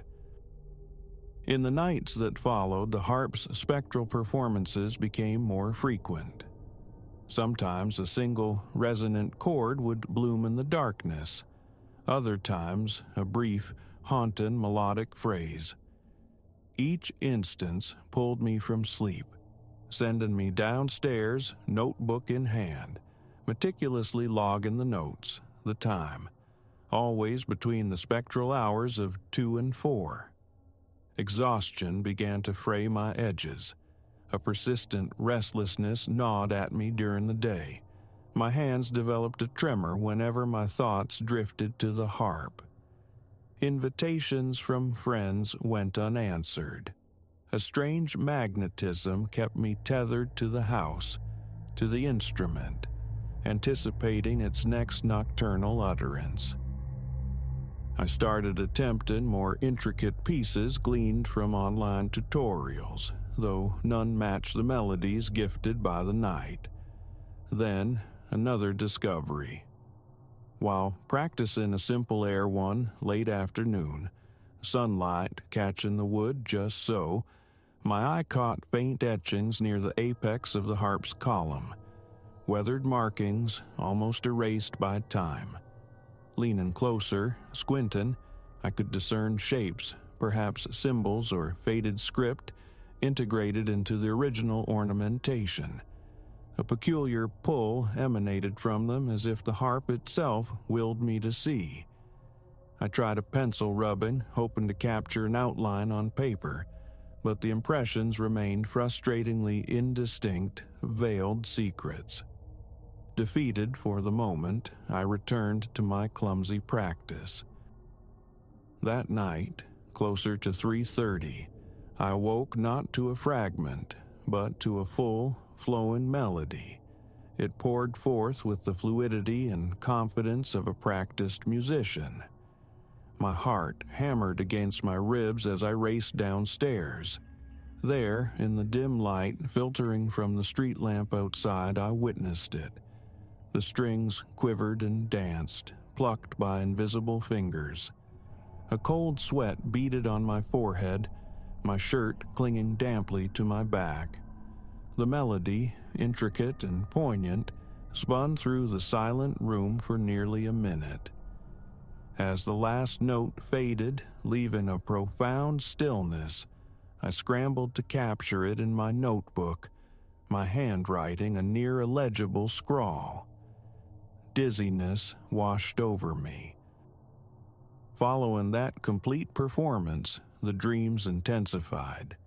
The ballroom returned, but now I moved through it, a phantom guest.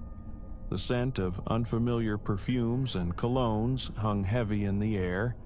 The rhythmic tapping of unseen dancers' shoes echoed on the polished floor.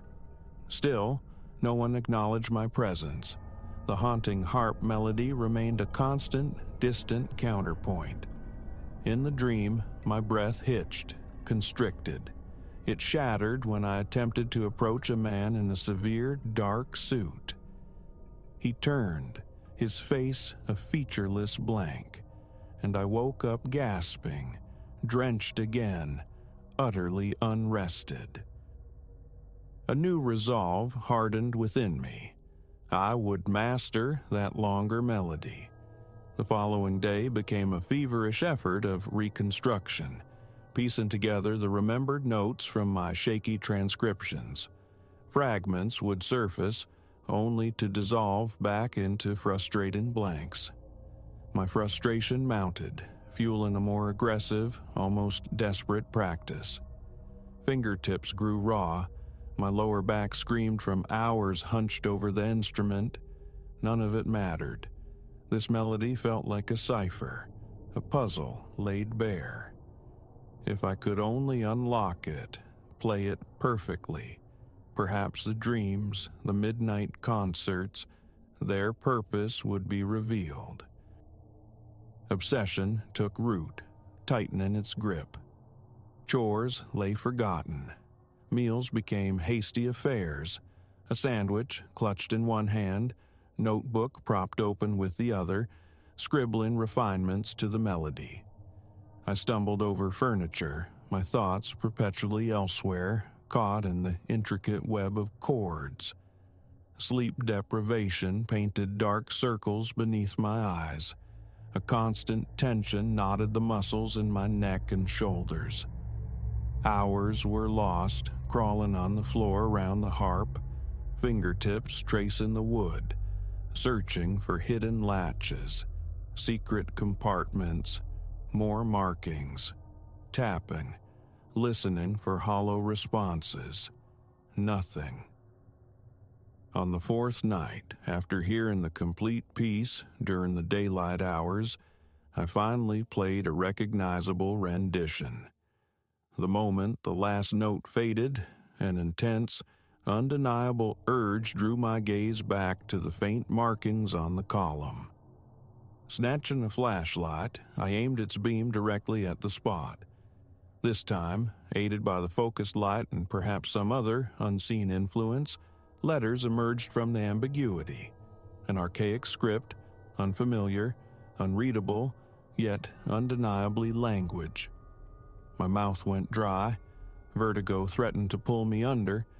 I steadied myself with a hand against the harp. The wood beneath my palm felt unnaturally warm, radiating a subtle heat. My pulse surged, a frantic rhythm in my ears. Tremors shook my hands. That night, silence reigned. The harp remained dormant. I waited, coiled with anticipation, on the living room couch, eyes fixed on the strings, willing them to move. Nothing stirred. Near dawn, exhaustion finally claimed me. The ballroom dream enveloped me once more. This time, I stood squarely in the center of the vast floor. The music swelled, seemingly originating from just behind me. Figures swirled past, their movements elegant, their faces averted. My attention snagged on a large, ornate mirror dominating one corner. An inexplicable force drew me toward it. As I approached, my reflection swam into view. Me, yet not me, draped in the same formal attire as the spectral dancers. Staring into my own unfamiliar eyes, a wave of visceral panic crashed over me. I woke with a strangled cry, clutching a couch cushion, breath sawing in my throat. The next day, driven by a relentless compulsion, I attempted the full piece again. Midway through, I noticed something extraordinary. The strings seemed to shimmer, catching the daylight with an almost phosphorescent glow. My chest tightened. An instinct screamed at me to stop, to flee. I fought it down, forcing my trembling fingers to continue, to complete the sequence. As the final chord resonated, I hastily jotted down subtle variations I'd perceived in the notes. My phone buzzed, a text message demanding attention.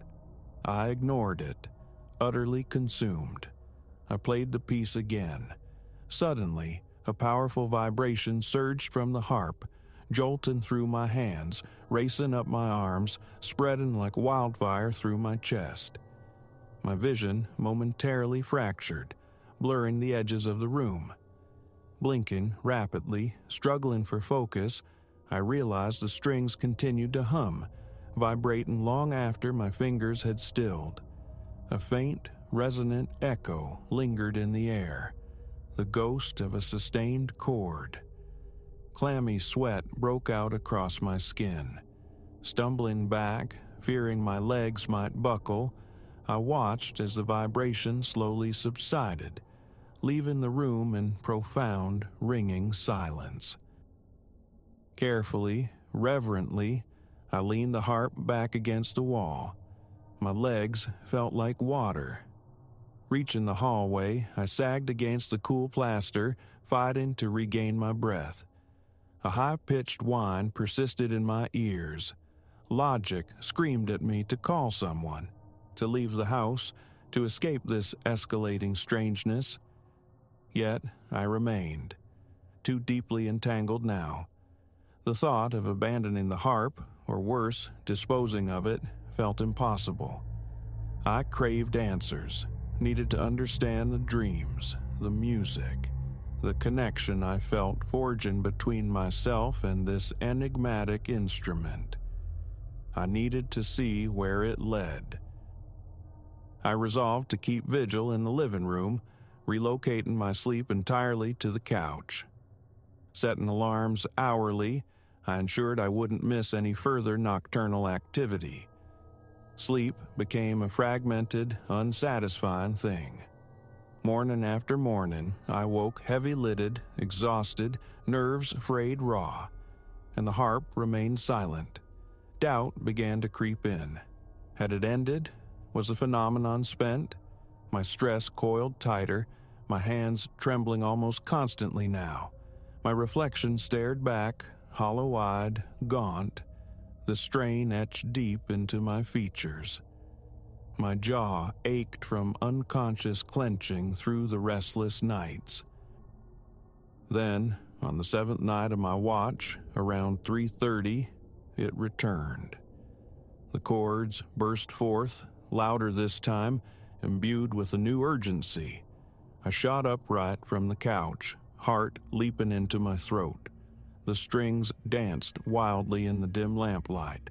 Fumbling for my notebook, I knocked it clattering to the floor. Cursing under my breath, I snatched it up. By the time my pen was poised, the melody was already nearing its conclusion. I recognized it, the piece I had painstakingly learned, the piece that seemed to bridge worlds. My entire body felt attuned to the music, vibrating in sympathetic resonance. Then, abrupt silence. The air felt dense, charged, almost suffocating. A faint metallic tang coated my tongue, sharp and unpleasant. I held my breath, listening, waiting.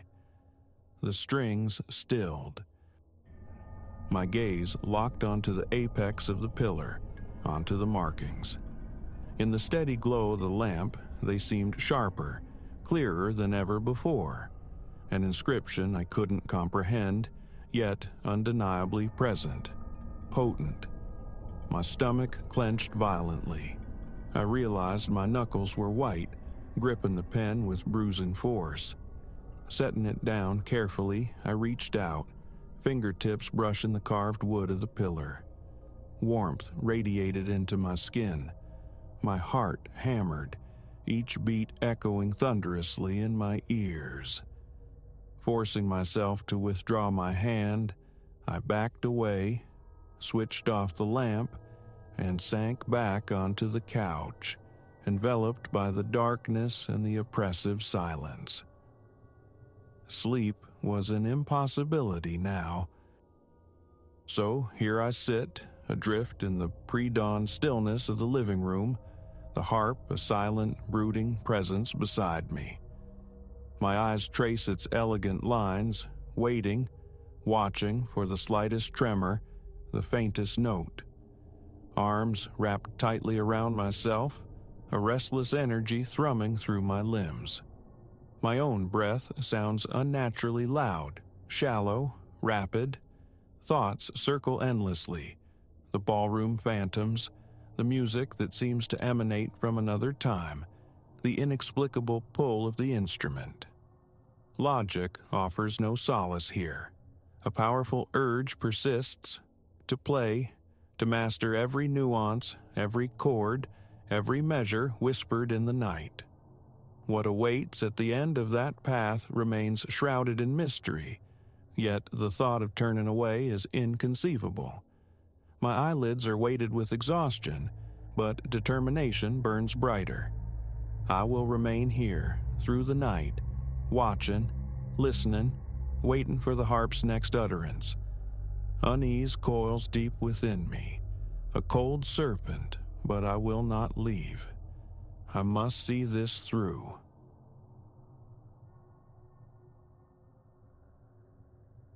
Twilight bled across the Arizona asphalt, staining the sky purple bruise, and the sundown Oasis Motel sign sputtered, a dying pulse promising vacancy. As my sedan crunched onto the sparsely populated gravel lot, no premonition whispered that this dilapidated refuge would anchor a horror destined to echo through my waking thoughts for years. 20 years hawking wares across the arteries of America had schooled me, Jonas Bellwether, in the geography of cheap sleep, the transient comfort found in places like the sundown oasis.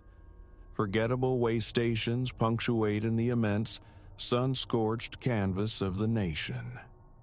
Yet this particular motel, secreted away on the fringe of some nameless desert town, would carve itself into my memory with the permanence of a scar. Miles of hypnotic highway had frayed my nerves and reddened my eyes before the motel's flickering beacon emerged from the haze. Its appeal was purely functional. Peeling paint, windows opaque with dust, but the promise of a mattress and running water outweighed aesthetics. The office air hung thick with the ghosts of stale tobacco and the sharp, artificial tang of pine disinfectant. Behind the scarred formica, a man whose face seemed carved from sun-baked clay presided, gray hair clinging like stubborn weeds to his scalp, likely nearing his 7th decade. He barely registered my entrance, his attention fixed on the broadsheet spread before him. A room, just for tonight? My voice sounded rusty, unused. My wallet emerged from my pocket.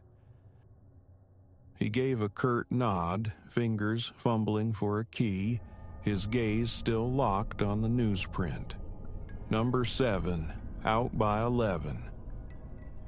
A mumbled thanks, and I took the key, heading towards the designated door.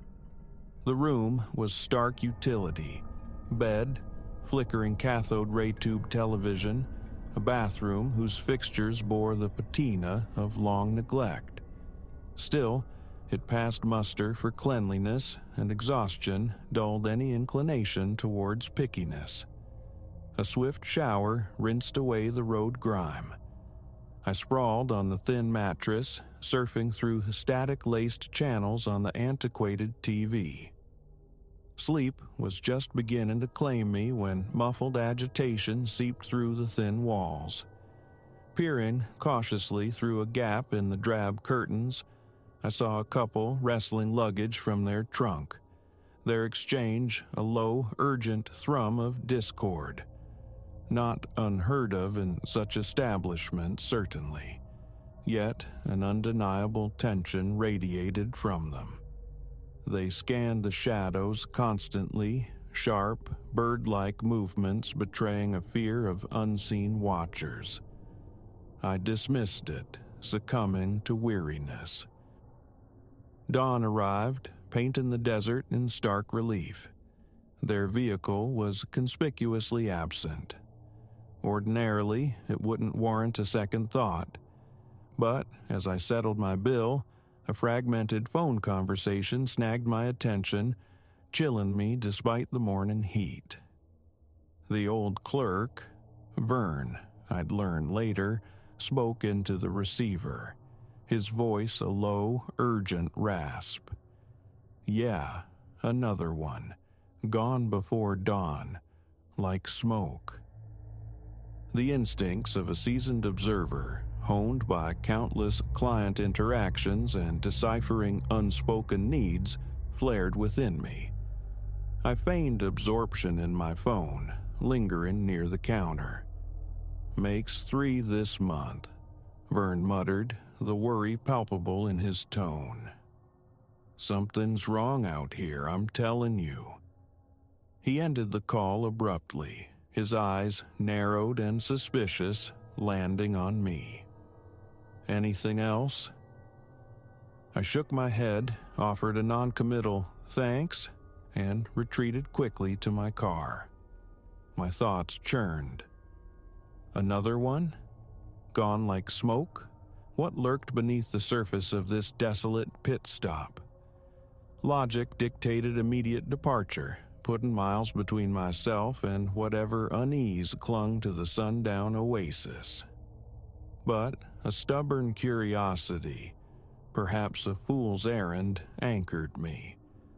I resolved to linger, to observe, just for a day or two. The following days saw me become a phantom presence, watching the motel from the cracked vinyl booth of the diner across the highway. I charted the desultory rhythm of arrivals and departures, the mundane flow masking something. It felt ordinary, if undeniably down at heel, yet the initial tremor of wrongness persisted. On the third evening, drawn by an impulse I couldn't fully articulate, I checked in again. "Room 8, if it's free," I requested, the room adjacent to where the arguing couple had briefly resided. Vern shot me a peculiar glance, a flicker of something unreadable in his weathered eyes, but handed over the key without protest. Sleep eluded me that night. Every creak, every distant coyote howl seemed amplified. Then, around the deep night hour of 2, the distinct growl of an engine shattered the stillness, quickly receding into the vast silence. I scrambled to the window, catching only the receding crimson pinpricks of taillights dissolving down the highway. Predictably, morning revealed room 7 to be vacant once more. At checkout, I probed gently. "Guest next door leave early?" Vern merely shrugged, his gaze averted. "Folks come, folks go. Way it is." But the slight tremor in the hand that accepted my cash betrayed him. He knew, and fear was his silent companion. My curiosity hardened into resolve. I began making discreet inquiries around the small town, couching my questions in the guise of idle chatter. Most locals offered little about the sundown oasis, dismissing it as a necessary blight, but a few longtime residents hinted at darker undercurrents. "Always been a shadow over that place," confided an elderly woman over weak coffee at the diner. "Some check in. They don't always check out proper, understand?" When I pressed, her openness evaporated, replaced by a sudden, urgent need to recall a forgotten errand. Days melted into a week, then 2. My salesman's logbook transformed into a ledger of disappearances, tracking guests, noting arrival times, departure anomalies. A disturbing pattern solidified. Periodically, someone vanished utterly between dusk and dawn, leaving behind only an empty room. My attempts to broach the subject with Vern were met with curt dismissal. "Seeing ghosts, son," he'd grumbled, his tone bordering on hostile. "Might be time you moved along." But the hook was set too deep. A sinister mechanism was at work here, and the need to understand, to expose it, became an obsession. One moonless night, nearly 3 weeks into my self-imposed vigil, I saw Vern emerge from the office well after midnight. He didn't head for his own quarters or the road. Instead, he moved deliberately towards the rear of the motel complex, melting into the deeper shadows along the building's flank. Compelled, I followed, keeping to the darkness. He ghosted towards a stretch of stucco indistinguishable from the rest, paused, pressed an unseen point, and a section of the wall pivoted silently inward, swallowing him whole. Adrenaline surged, my heart hammering against my ribs. I crept forward. The hidden door had clicked shut, but faint, muffled voices leaked out. Pressing my ear flat against the cool stucco, I strained to decipher the words. "Can't keep this up, Vern," one voice pleaded, laced with Vern's familiar tremor. "Too many questions." "Questions?" retorted another voice, smooth, cold, devoid of empathy. "There is no choice. You understand the stakes." Leaning closer, desperate for more, the hidden door suddenly swung outwards. I stood frozen, face to face with Vern and a second man I hadn't seen before. Tall, impeccably dressed, his presence an anomaly in this setting. His eyes, chips of obsidian, pinned me instantly. Well, well, the stranger purred, the sound like silk sliding over stone, a cruel amusement twisting his lips. Look what the night dragged in, a rather inquisitive specimen. Before thought could translate into action, powerful hands seized me from behind. A blinding starburst of pain erupted at the base of my skull, and the world dissolved into blackness. Consciousness returned to a suffocating, cramped darkness. The air tasted stale, thick with dust and the metallic tang of fear. Panic clawed at my throat as I realized my confinement. A box, a crate, something unforgivingly solid. Muffled voices seeped through the walls, arguing my fate. Phrases drifted in. Loose end, unforeseen complication, can't risk exposure. My mind, reeling, struggled to connect the dots. The vanishing guests, Vern's terror, the secret passage. This was no simple motel malaise. Trafficking, something cultic, clandestine.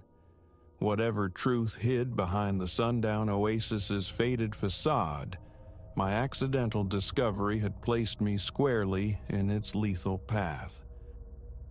Time lost meaning in that suffocating enclosure.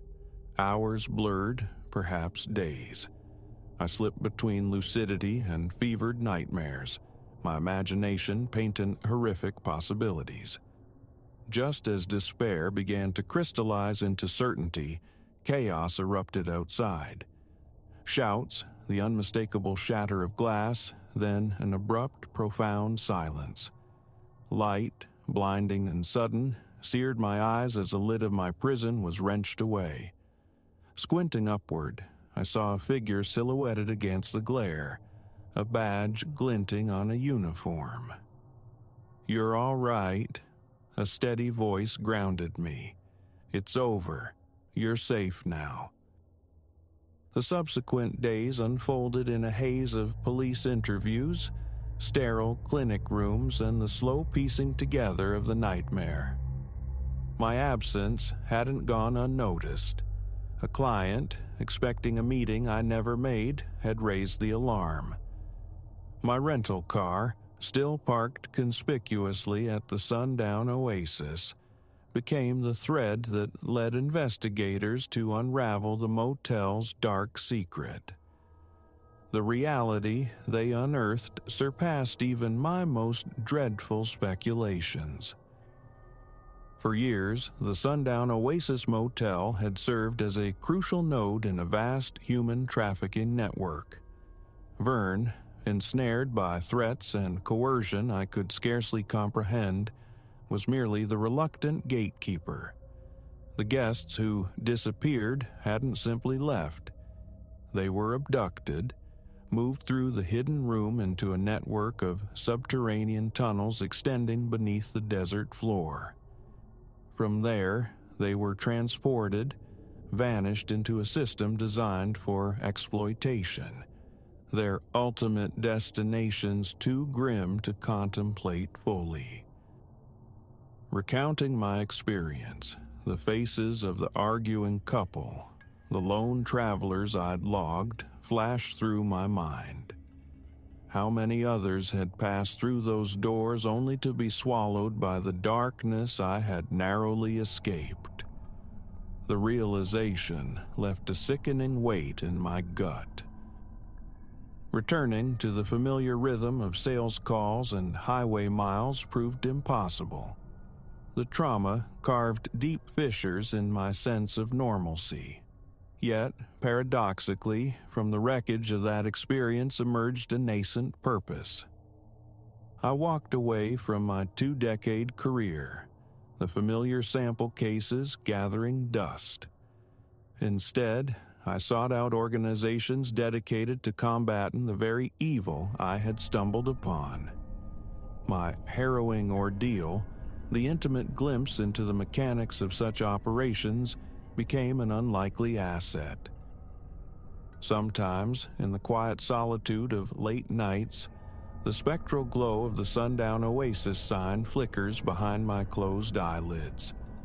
I hear Vern's fearful whispers, feel the phantom pressure of the crate's darkness. But then I recall the faces of those rescued since the networks dismantled, partly because of what was learned there. Some measure of good, hard-won, and bittersweet was salvaged from that abyss. The motel itself is gone now, razed to the ground, its physical presence erased. But its true legacy endures, not just as a site of horror, but as an unexpected catalyst. And I, Jonas Bellwether, am no longer just a weary traveler observing life's shadows. I am part of the pushback, fighting the darkness, one sunrise at a time.